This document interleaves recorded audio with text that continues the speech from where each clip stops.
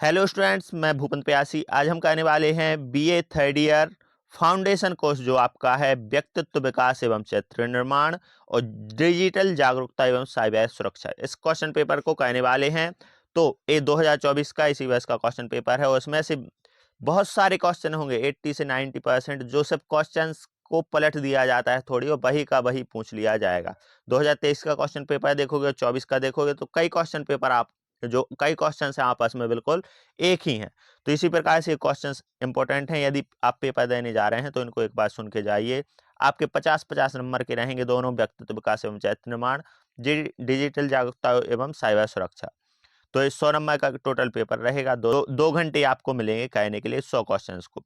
अब क्वेश्चंस हम देख लेते हैं। फर्स्ट क्वेश्चन है, व्यक्ति विकास का प्रमुख उद्देश्य क्या है? तो अपने को बेहतर बनाना है।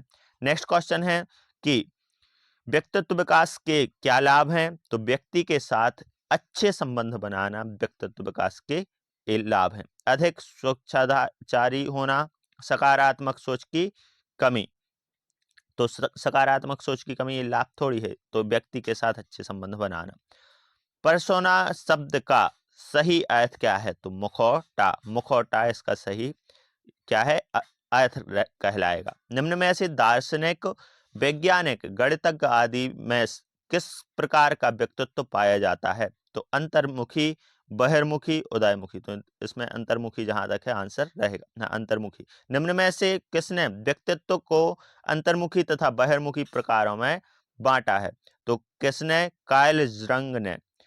नेक्स्ट है, पर्सनालिटी शब्द किस मूल भाषा से लिया गया है? तो लैटिन भाषा से लिया गया है पर्सनालिटी शब्द। पंचकोश का प्रथम क्रम क्या है? तो मनोमय कोश पंचकोश का प्रथम क्रम है। पंचकोश कितने प्रकार के होते हैं? तो पंचकोश जो होते हैं वो 5 प्रकार के होते हैं। नेक्स्ट है, चरित्र की परिभाषा दीजिए। तो नैतिक गुण, अनैतिक गुण, सामाजिक गुण, दार्शनिक गुण। तो नैतिक गुण को ही चरित्र कहते हैं। नेक्स्ट है, हमारा चरित्र कौन करता है? तो व्यक्ति स्वयं करता है, वह है अपना चरित्र। व्यक्तित्व का कार्यपालक क्या कहलाता है? अहम। व्यक्तित्व का जो कार्यपालक है वो क्या कहलाता है? अहम, पराअहम, इदम। तो इसमें अहम होगा। नेक्स्ट, नैतिकता के सिद्धांत पर काम करता है कौन? पराअहम। बच्चे की विकासशील व्यक्तित्व किसके द्वारा प्रभावित होता है? तो व्यक्ति के शरीर में ग्रंथियों द्वारा, विद्यालय में प्राप्त अनुपातों, परिवार द्वारा, ग्रंथियों, परिवार, विद्यालयों में प्राप्त अनुभवों द्वारा। तो तीनों में इसका सही आंसर डी रहेगा। निम्न में से व्यक्तित्व पर प्रभाव पड़ता है किसका? वंशानुक्रम, वातावरण, दोनों का ही पड़ता है। नेक्स्ट क्वेश्चन रहेगा क्या?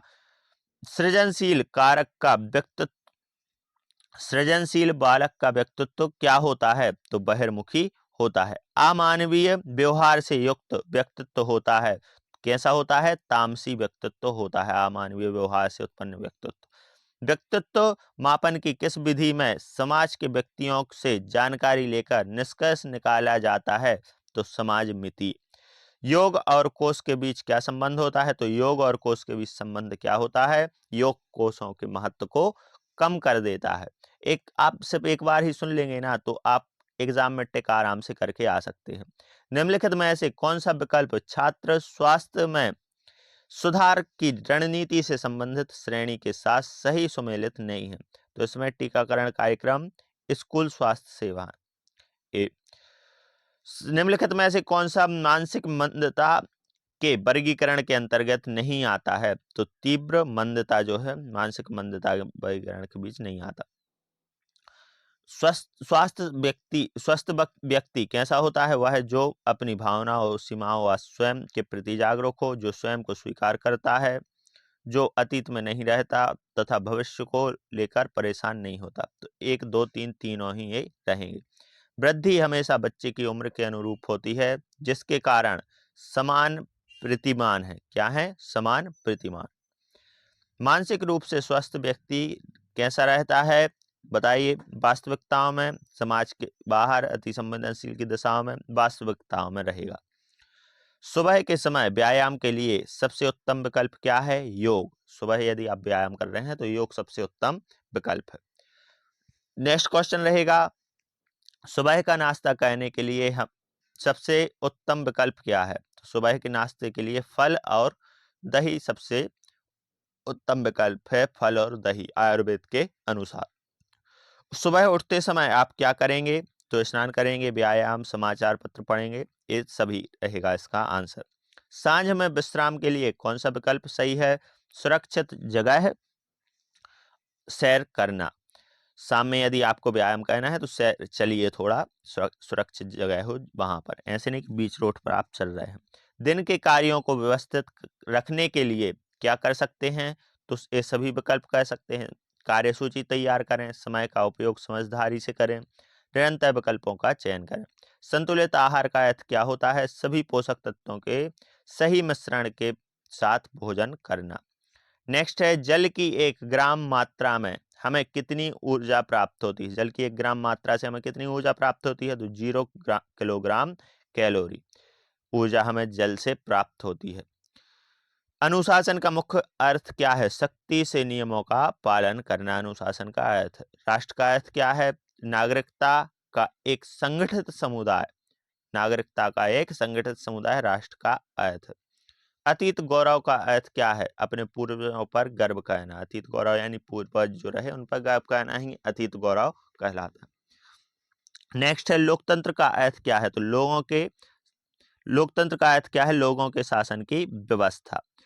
स्वराज का अर्थ क्या है? तो संगठन की एक बढ़ती हुई शक्ति स्वराज कहलाती है। अध्यात्म में अध उपसर्ग का क्या अर्थ होता है? तो वर्तमान में किसी से ऊपर क्या कहलाता है? अध उपसर्ग का अर्थ है अध्यात्म में, इसे ध्यान रखना है।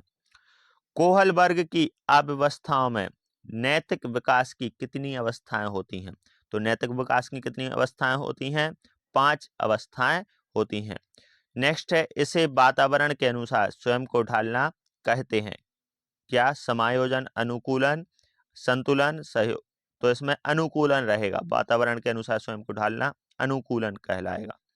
निम्नलिखित में से किसने बच्चों की अंतःक्रिया को उनके विकास का मूल आधार माना है? तो जीन पियाजे इसका सही आंसर रहेगा। नेक्स्ट है, आत्मिक विकास कैसा होता है? आत्मा और दिव्यता का विकास ही आत्मिक विकास कहलाता है। नेक्स्ट है, नास्तिक दर्शन क्या है? तो बौद्ध दर्शन, जैन दर्शन, चार्वाक दर्शन। इनमें से नास्तिक दर्शन उपर्युक्त सभी हैं। वेदांत दर्शन का अंतिम सार क्या है? उपनिषदों पर चिंतन। उपनिषद हैं जो, उन पर चिंतन ही वेदांत दर्शन का सार है। बौद्ध दर्शन का सार क्या है? दुख दूर करने का उपाय ही बौद्ध दर्शन का सार है। वेदों में सबसे पुराना वेद कौन सा है? तो ऋग्वेद सबसे पुराना वेद है। नेक्स्ट क्वेश्चन है, नेताजी सुभाष चंद्र बोस की जन्म तिथि क्या थी? 23 जनवरी 1897 नेताजी सुभाष चंद्र बोस की जन्म तिथि थी। पतंजलि के अनुसार योग की प्राचीन रचना कौन सी थी? तो भगवत गीता जो है वो योग की प्राचीन रचना थी, कि वेद थी, कि उपनिषद थी, कि महाभारत थी? तो इसमें वेद रहेगा सही आंसर। वेद जो है पतंजलि के अनुसार योग की प्राचीन रचना, नहीं तो पतंजलि के अनुसार तो भगवत गीता आएगा। सेवा का अर्थ क्या है? निस्वार्थ सहायता। समर्पण का अर्थ क्या है? समर्पण का अर्थ क्या है? पूर्ण समर्पण। भारतीय ज्ञान परंपरा का प्रारंभिक स्रोत क्या है? तो भारतीय जो ज्ञान परंपरा है उसका प्रारंभिक स्रोत है वेद। नेक्स्ट क्या है? Digital awareness and cyber security. इसके क्वेश्चंस हैं, इसके क्वेश्चंस हम नेक्स्ट वीडियो में देखेंगे। तो इस वीडियो में इतना ही। यदि वीडियो पसंद है तो वीडियो को लाइक और चैनल को सब्सक्राइब करें। धन्यवाद।